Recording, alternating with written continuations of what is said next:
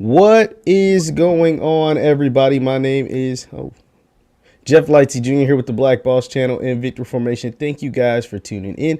Be sure to hit the thumbs up button, like, share, subscribe, and the notification bell because we upload every single day. I had to bring my man back on after what took place in the Celebration Bowl. We got Mr. Khari Thompson. He is a beat writer for Jackson State down at the Clarion Ledger. Khari, how's it going, money? What's up, Jeff? How are you? Pretty good, man. Pretty good. Happy holidays to you, Khari. But Khari, last time we was on here, it was before the big game. It was before the Celebration Bowl. Well, the Celebration Bowl is taking place. We know who the winner of that game is. Just Khari, from your perspective, what took place at the Celebration Bowl? How surprised were you about the results and who came out on top in the way that they came out on top? Oh man, I predicted Jackson State by I think 17 or something like that. They ended up losing by 21, the worst loss in Celebration Bowl history. Symbolic loss for Deion Sanders, who wore number 21 in the NFL for over a decade. Some fun facts regarding the number 21 and Deion. Or 21 for the Falcons, Cowboys, you name it. That was his number in the NFL. Yeah. He's the 21st head football coach in Jackson State history. When he came back from toe surgery, Jackson State scored 21 points in their win against Southern. Wow. I didn't even realize that they did. I remember the game. I remember the Southern game. I didn't know they scored. Wow. Okay. Is that it, or you got more? And now in the 2021 Celebration Bowl, the team loses by 21, which is the widest. It's the biggest loss in Celebration Bowl history. That you hate to see it. You hate to see it. Khari, from someone who was there in Atlanta that day, what happened? Why was Jackson State? Why were they outmatched like that during a game that they had 2 weeks to prepare for? A game they had everybody healthy. Just what happened? Take me back to that game. Well, they've had some issues that they've had all year that they haven't really been able to address, and one of those things is they've been playing really one-dimensional because their run game. Mm-hmm. They had, I think, 30 total rushing runs. Wow! In the Celebration Bowl. That's not going to cut it. I mean, they've been getting away with it because Shedeur has been so good. But if you take a game where Shedeur has to throw the ball 40 times and completes less than 20. It has a couple key turnovers. That's not a good look. It puts a lot of strain on your defense, which has been the best defense in the SWAC and probably all of HBCU football all year. But just their inability to get stuff done on offense put a lot of strain on their defense. And we saw that their defense gave up 31 for the first time all season. That's point number one. Point number two. They couldn't stop Shaq, man. Shaq Davis was a beast, dog. I mean, he had three TDs by himself. They just didn't have an answer for him. That was the ball game. Shaq Davis. Was it because Jackson State, you watched Jackson State all year. They go man-to-man pretty much the entire game. Was there any kind of double team? Did they ever talk about switching the zone? Is that something people ask? Why was it that after this man continues to dominate, win one-on-one matchups, they don't decide to double team or may hit a zone or switch something up? What was up with that? I don't know, man. Honestly, I wasn't too focused. I wasn't too locked in on his matchup just because – you sit in Mercedes-Benz Stadium, you're looking at this thing from several rows up. I wasn't really kicking back watching it on TV, but, I was kind of getting the macro picture of what the defense was doing. I mean, the defense didn't play that bad. It's just to me, you have 2 turnovers in the red zone. That's true. That make the score look way worse than it is. You have that fumble from Shedeur. That was on the 3-yard line. Sets up Shaq Davis's first touchdown. Easy 3-yard completion, right? Shaq Davis had 3 touchdowns, but he had less than 100 yards. It's not burning them. You know what I mean? Yeah. He was getting a lot of those little catches that were close in. So, you had a fumble that set that up. You had that pass that was tipped. Yeah. Near the goal line in Jackson State. I mean, that set up another touchdown. That's 14 points right there. I mean, if you look at it that way, right? Take those 2 easy red zone turnovers, totally easy scores. it's 17-10. Yeah. Yeah, no. Yeah, you're right about that. You're right about that. Once again, we're talking to Khari Thompson. He's a beat writer for Jackson State out at the Clarion Ledger. Be sure to hit the thumbs up button, like, share, subscribe. Now, Khari, since the game, because the game, it's been a while now since the game. We've had Christmas. We've had some different things taking place. What is, like, just your sense of the program? What has that been like for Jackson State since they're, a tough loss? We've had some defections, guys declaring for the draft. Just what overall, what's the program like right now? The brand is strong. The brand is strong. I mean, I'll liken it to this. Do you see, like a movie franchise when like they're setting it up for a sequel? Like, there's gonna be like a Rocky 2 or something like that. Yeah. Like that's what this feels like. It's like they have the storybook season, they get the number 1 recruit, and then they lose. So now they have something to play for. Not that they wouldn't have ordinarily had something to play for, but I mean, we know the type of competitor that Coach Prime is. I don't think he wants to end his Jackson State tenure without a Celebration Bowl win.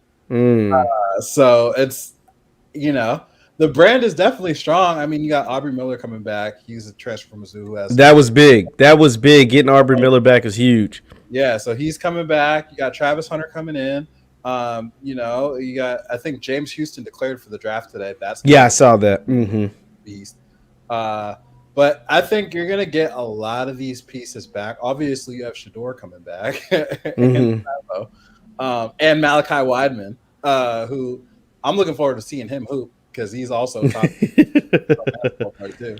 Yeah. So the brand is strong, man. I mean, they're about to get another visit from a 5-star kid, running back.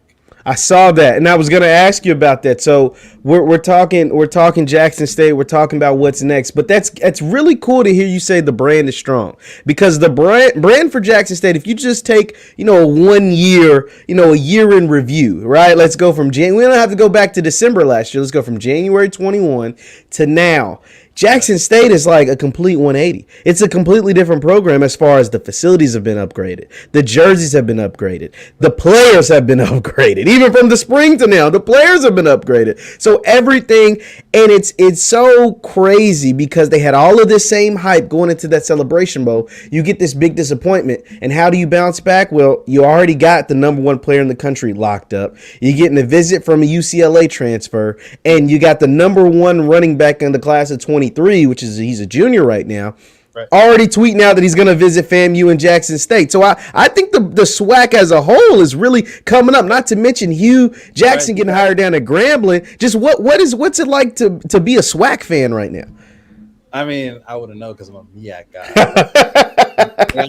I forgot the real HU, right? Yeah, I gotta remind my SWAC out there that the MEAC is 5-1 in Celebration Bowls against SWAC. So I gotta get that in. Just to,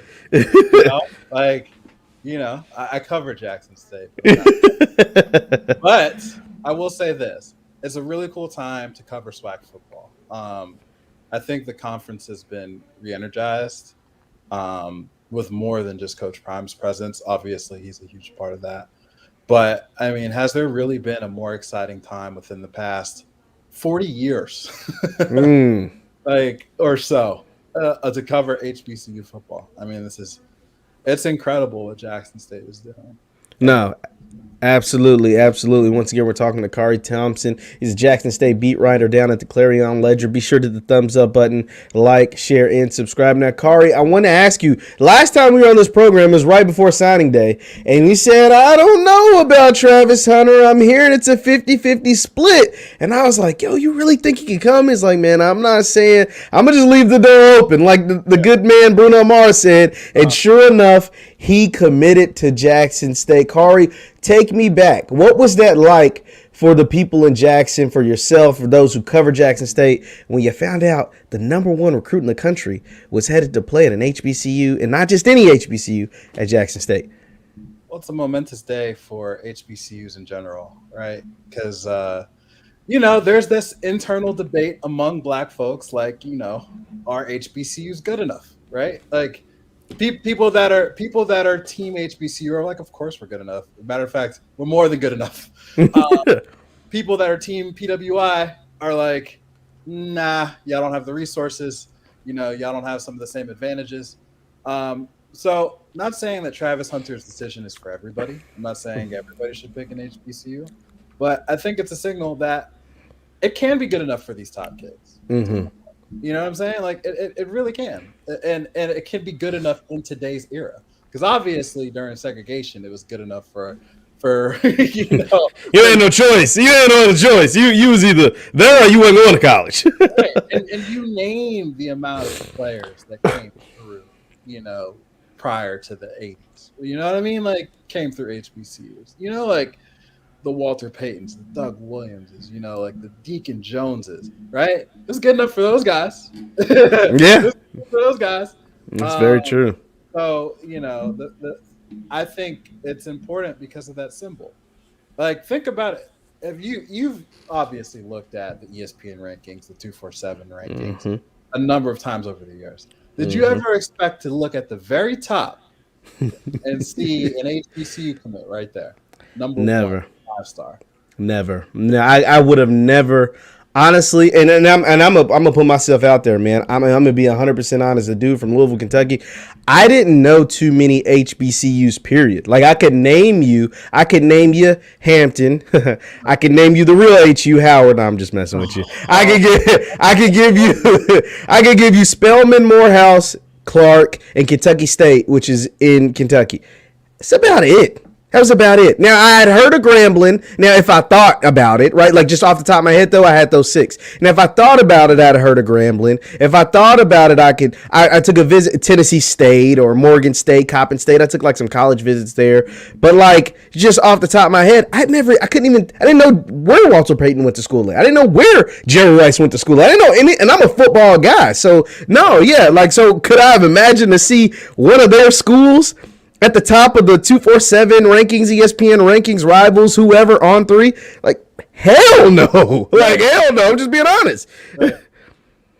Yeah, I mean, it's true. I mean, even me, I'm an HBCU guy. I went to Hampton. It's not like Hampton was at the top of my list when I was Hampton just gave me a whole bunch of scholarship money. That's what it turned out. So, like, it turned out to be one of the best decisions of my life. And like, I wouldn't trade it for the world. But at the perception of a 17, 18-year-old kid, you're looking at different things than 27-year-old me would be looking at. Yeah. So that's important. And it's important that Travis made this decision because he's a 17, 18-year-old kid. He made a decision that is saying that other 17, 18-year-old kids should do this. Well, yeah, and it's so crazy because he knows, like, you have to know. Now, obviously, you don't know until you make the decision, but you know the backlash is coming. Because at this current moment, Travis Hunter's the first of his kind to choose a Jackson State or to choose to go to an HBCU. Like, that hasn't, like you said, that happened since integration. Like, he is literally a real-life trailblazer. Like, he is doing something he's a pioneer in something. And so to see that, but like you in the media, myself in the media, to see that vitriol this 17, 18-year-old kid got for choosing to go to a school full of people that look like him, for fans that's going to cheer for him that look like him, for a coach that looks like him. What did you think of that? Because I made my thoughts be known. I've made them be known several times. But what did you think about some of the backlash from some of the commentators or those in the media gave to Travis? Not just him, but also Deion. I mean, are we surprised? This is what the system has been all along. And it just works in concert, right? So, like, big school misses out on a top recruit. You've got the media coming in. Well, most of the media, because I am the media too. And absolutely. Same here. Voices are important. Absolutely.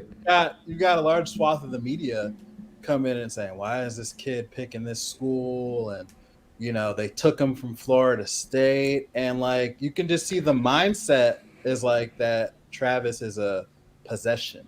Like he's a commodity. That's how a lot of these media types view these kids.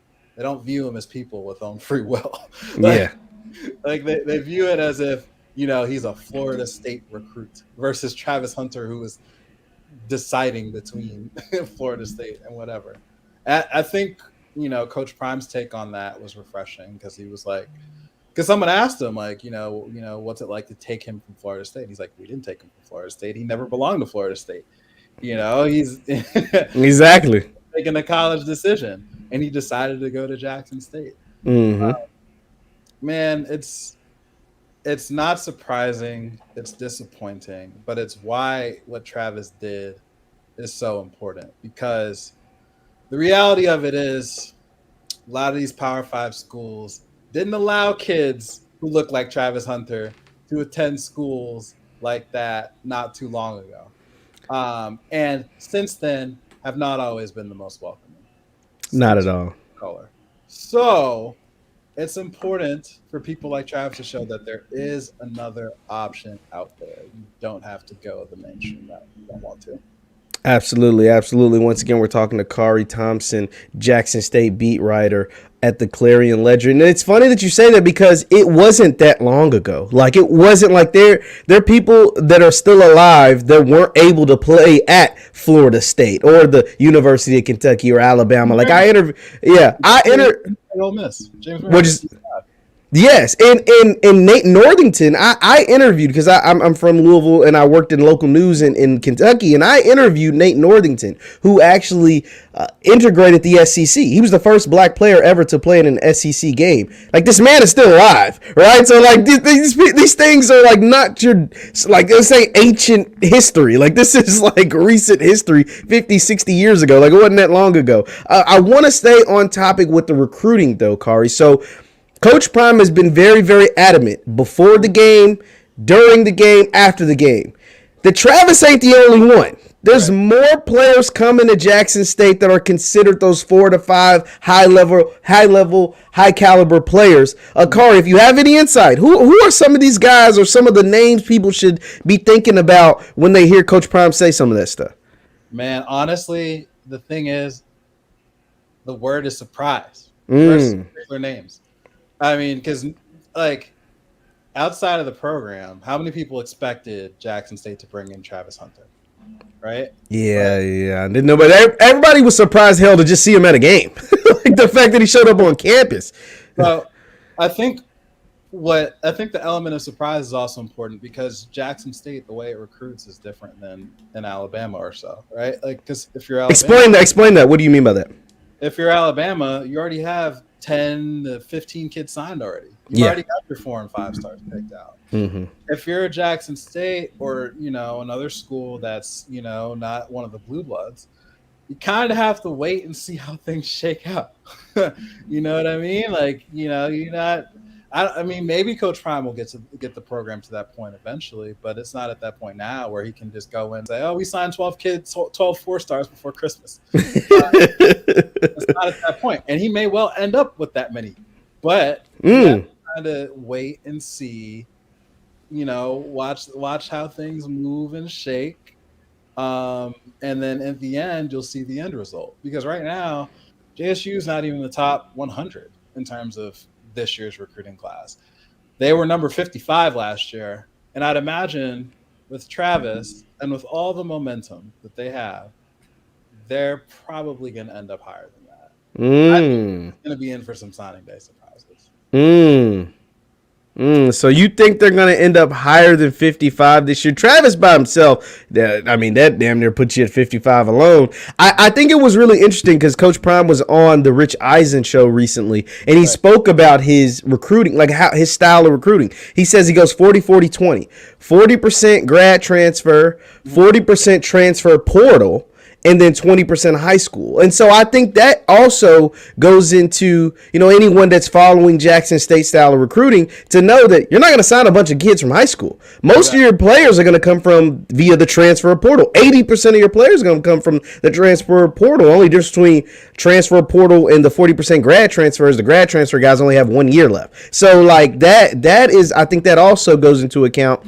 So that means like some of these transfers, you might not see the 4-star out of like high school, like a Travis or a 5-star, but a 4 or 5-star transfer could definitely be well on the way. Like, once again, we're talking to Khari Thompson, Jackson State beat writer. Now, Khari, Moving forward, we're talking about Jackson State. We're talking about what's taking place with the team. Where are the areas of improvement? Where this team, for a long time, people thought, oh, they were perfect. You know, for us to watch the games, we knew there were flaws, but the flaws got exposed during the Celebration Bowl. What are the areas that you would say of concern or that need to be upgraded by the fall of 2022? Got to be able to run the football. That's number one to me. They were dead last in the SWAC in terms of Can't have that game. Only team that had less total rushing yards than Jackson State was Alabama A&M, which played 3 fewer games. Wow. So the run game was not good this year. Fix it. They got to fix it. So they need a go-to guy at running back. They need that every down back who's gonna carry the load. It was running back by committee a lot of this year. Got to upgrade the offensive line to help fix that run game and give Shedeur a little bit more time because he was under serious pressure during the playoffs. And I don't think it was all completely his fault. I think he was just under a lot of pressure and just got pressured into making some freshman mistakes. Yeah. But he didn't play great in the SWAC championship game or the Celebration Bowl. No. So that's what you got to fix. Defense is pretty dang good, man. Especially the D-line and the linebackers, amazing. I think they'll be strong in the secondary again. You got Shiloh coming back. You've got a strong group there. I think you just need to find a way to replace James Houston if that's possible. I mean, you need to maintain that pass rush, but JSU is built for a lot of success coming up. Well, so one thing I will say, I definitely think that offensive line run game definitely needs some help. Honestly, Khari, I think that secondary needs some help, man. The reason why I say that is because there were games that I saw last year for JSU that quarterbacks, a lot of quarterbacks in the SWAC are run first guys. They're not developed passers. And there were times, especially, I always go back to that SWAC championship game where there were guys open, they just missed them. Now, James Houston had a big part in that. James Houston, Antoine Owen, the guys, Katron Evans, guys on the D-line had a big part of that. I'm not going to take that away from them. But there were breaks in the coverage in the secondary. And anytime that the quarterbacks got a chance to throw it, and they threw it accurately, like Corey Fields, particularly in the second half of the Celebration Bowl, there were times they gave JSU trouble. Did you see some of those as well? Yeah, sort of. I mean, the thing is, they dominated the SWAC. Yeah. I won't say dominated the SWAC because the Southern game was close. Mississippi Valley was close. That was my first game. I've seen Alabama A&M, I've seen Bethune, I've seen Texas Southern. Those are all blowouts. The game wasn't particularly close. So from what I've seen, other than the Celebration Bowl, the defense has been pretty good. And you say that the secondary needs some help. I wonder if the number one player next year, especially being coached by I don't know how it just slipped my brain that they just brought in the best cornerback in the country. That might help just a tad bit. Once again, we're talking to Khari Thompson of the Clarion Ledger. He is the beat reporter for Jackson State. Be sure to hit the thumbs up button, like, share, subscribe. Now, Khari, I do have to ask you this. Now, some people may take offense to this, but hey, we're gonna see what you say about this. I felt like a lot of times during this past season, because now we can reflect on the season in its entirety, that season's over or whatever. A lot of people feel like, and I read some of this in the comments, and I've seen some of this back and forth, is that how do you coach Shedeur? Some folks feel like Coach Prime doesn't coach Shedeur the way that he should. Maybe they feel like he has too much command of the offense. They're checking into too many empty sets and not running the ball enough, or at least attempting to run the ball. When you hear stuff like that, what are your thoughts on that? They're nitpicking. Shedeur Sanders was the FCS Jerry Rice Award-winning Freshman of the Year. Led a team that went 11-2. Now, that's not to say he's without fault, because he did not play great in either playoff game. But he was a big part of Jackson State's success. And if you went down to Baton Rouge and saw that game against Southern, I mean, he heaved one, at the end of that game deep that really saved that game. Obviously, Shiloh had the interception to close it out. So I think Shador Sanders is going to put up big time numbers. I don't have any issue with the way he's being coached or the offense that's run. I just think he needs more help with the run game to balance things out because you can really key in on him. You know, you can stack more guys, you can drop guys back. You know, if you know Jackson State's not going to be able to run the ball. Yes. 90 yards a game rushing. It's not going to get it done. It's not at all. Not at all. You're right about that. Now, Khari, I have to ask you this. At the Celebration Bowl, there was a big debate. Who is the black national champion? Who is the black college, the HBCU national champion? I'm going to list out some resumes. You got the obvious one, South Carolina State, 7-5, 5-0 in your favorite, the MEAC. They dominated Jackson State in the Celebration Bowl. You got FAMU, who come in and like, yo, we blew South Carolina State out 30-7. You know what I'm saying? Head to head, we dominated. We went 9-3. We went to the FCS playoffs. And then you got the boys down at Jackson, 11-1. SWAC East champs, SWAC champions, Celebration Bowl appearance, FCS Coach of the Year, FCS Freshman of the Year, Jackson State. Khari, if you had to vote and you had to choose, if you cast in a ballot, who do you say is the black college national champion? Well, I'd preface this by saying that we can't forget the D2 or D3 HBCUs either. That's true. That's true. You know, just because they ain't D1 doesn't mean they don't necessarily get qualified. And I say that because of, you know, there's kind of a, you know, interesting history behind how we pick black college national champions because the tradition is picked by the media. So, you know, like, you know, again, until 2015, we didn't have, you know, a Celebration Bowl. Yeah. Celebration Bowl. We've had other games like it, but, you know, the Celebration Bowl arrived here in 2015. So it's basically brand new. Yeah. I would say my vote goes to Jackson State. Here's the thing, and I'm not a homer. I will criticize Jackson State fairly when I need to. Trust me, I had to grade their Celebration Bowl loss. That wasn't any fun because. What'd you grade it, by the way? What was that grade? I gave them a D+ overall. Mostly D's. As special teams, I gave them like a C+, which brought it up to like a D+. Probably could have threw an F. Yeah, I was about to say, didn't they miss a kick? They missed a kick in the game, right? Yeah, but I mean, we're not getting on the special teams. They're okay. Offense got a D. I think defense got like a C-, and coaching got a D. But coaching potentially could have been enough because that was just a meltdown. You know. So here's why I say Jackson State. I think if you replay that Celebration Bowl, like 8 times out of 10, Jackson State wins. Ooh, don't let them boys at Orangeburg hear that, but continue. I just think they were the better team. They just got cocky, confident, and caught up in the hype.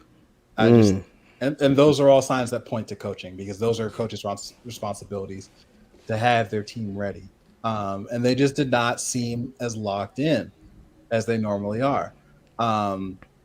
I don't know. Yeah, let's be honest, Khari. They were popping champagne before the game was played. You had their AD Ashley Robinson on the sideline during one of the games. He was like, "We're about to beat them. We're about to go next week and beat Prairie View, and then in 2 weeks after that, we're gonna win the Celebration Bowl." That's on tape. He's on wax. I love it too. Honestly, I love it. But that was the mindset of the team going into the game. But continue. But you gotta have that mindset if you're coached by Coach Prime. Your team takes on the mentality of its head coach. Absolutely. Like he's the leader. He's the head guy. Absolutely. So you gotta have a unique swag. So I personally love it. I'm a big fan of it. Did prove costly in that Celebration Bowl. Can't overlook anybody. Especially when you've got a dude coaching on their sideline, Buddy Pugh, who's won 8 MEAC titles in 20 years. He basically wins a MEAC title every 3 years. Like, you know, you give that dude 2 weeks to prepare and watch out. You know, it's real. But I just think Jackson State went 8-0 in the SWAC. They beat FAMU, which demolished South Carolina State. You know, the Celebration Bowl, legitimate game. Love it. Had a great experience. I don't know if you can take the national. I don't know if you can all of a sudden say South Carolina State is the best HBCU team because of that one win. What do you think? Well, here was my thing. I gave the national champion to South Carolina State, and here's why. Okay. One, I said, I granted, and this was before I knew some of these things. Somebody on one of my lives told me that when they played FAMU, they had starters out due to like something, either injuries or something. I don't know if that's true or not, but that's just one of my viewers told me. So I took that into consideration. I also took into consideration the fact that they played a tough schedule. They played North Carolina A&T. They played FAMU. They played Clemson. They played a New Mexico State team, which is, FBS program. So all of those went into, so that goes into those 5 losses. When they played their MEAC schedule, they ran the table. And then when you go to the Celebration Bowl, FAMU wasn't even a thought. You can't not win your division, not win your conference, and then say you're the black national champion. That didn't make sense to me. It made no sense, 0 sense. So they weren't in the conversation. Right. So to me, it was between Jackson State and South Carolina State. I felt like Jackson State's strongest win was FAMU, but it was the first game of the season, and it was only by 1 point. And then their worst loss was to South Carolina State, who ran the MEAC, lost to FAMU from what I was told with starters out, and dominated the Celebration Bowl. It wasn't like it was 21-24. Like, it was a pure domination. And so for that, I said, there's no way I could give this to Jackson State, because when they played them head-to-head, South Carolina State dominated Jackson State and embarrassed them in front of 2.5 million people, in front of 50,000 people, 50,000 on ABC, 50,000 in the building, the second most watched Celebration Bowl ever. 2.5 million sat there and watched Jackson State got their tail whooped, and that is why I gave it to South Carolina State. Hey, that makes sense. That argument is valid. I will do that. I will just throw in there for the sake of the Jackson State argument. Didn't South Carolina State lose to Alabama A&M? Because that's a really bad loss. Yeah. But they lost. It was the first game of the season, though. I will say it was the first game of the season. It's really bad. Man, Carl, you talking about the spring SWAC champs, man. Don't disrespect the spring SWAC champions like that. Let me rummage around in my garage and see if I have an extra pink slip. Once again, guys, we're talking to Khari Thompson of the Clarion Ledger. Be sure to hit the thumbs up button, like, share, subscribe. We're here talking about Jackson State and what's next with the Jackson State program. And so, Khari, I have to tell you, you said the grass is definitely greener moving forward. So for Jackson State, the 2022 season, obviously we still got spring ball, we still got recruits that are going to be signed. I definitely we're going to have you back on sometime like in the future, but I want to ask you just becoming Khari Stradamus, because you're pretty good at this. You're good at predicting stuff. You predicted that Travis Hunter thing, and you were right dead on the money. If we're just predicting, we're looking forward, I guess the next big event for Jackson State will be the February signing day, and you're expecting fireworks, or you're expecting something big on signing day. Just if you're looking ahead, what are something that the Jackson State fans can look forward to, or what's something you give them a little snippet of what maybe you've been hearing. You ain't got to tell them it all, but give them a little snippet of something you've been hearing, or something they could probably expect to see by February, if not by sometime spring ball, sometime around that time. What can they expect? Yeah, I told you. It's a surprise. It's a surprise. I'm telling you, like, man, I don't have the specifics. I'll be straight up. Okay. If I had the specifics, I would divulge what I can divulge. But the reality of it is, your boy's been covering this team for a month, and I absolutely need to be with recruiting. I've been paying attention to Memphis high school football for years. So that being said, I'm looking forward to doing my research and digging in.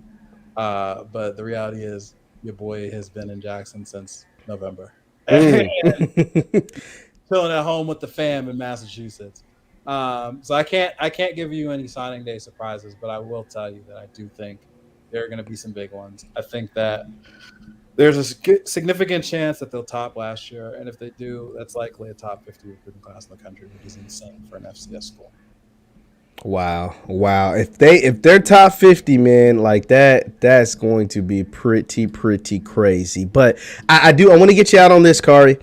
I want to ask you, just without recruiting, without knowing who they're going to sign or anything, just knowing that the guys they're bringing back, especially at key positions, and then who's their coach and who their coach is, their staff, and what we've seen them do already. What are your expectations? This is just super way too early. December 21 expectation of Jackson State for fall of 2022. If you got way too early expectations, what are some of those for this team for next season without even knowing who's even going to be on the roster yet?